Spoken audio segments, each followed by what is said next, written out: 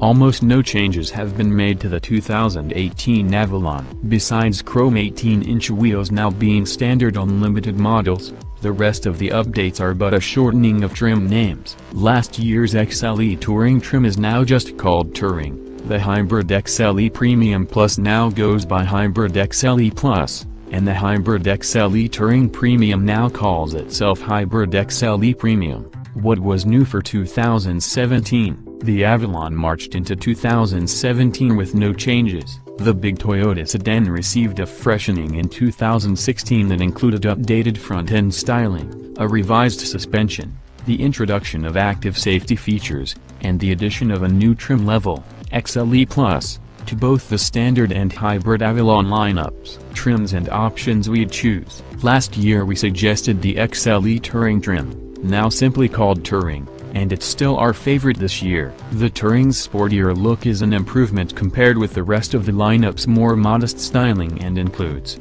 LED headlights and daytime running lights, a unique chrome and piano black front grille, dark finished 18-inch wheels, black wood grain interior trim with smoked chrome accents. Our Avalon Touring rings up at $38,795. Which is $210 more than the 2017 model, but still a fantastic value with its long features list and luxurious cabin.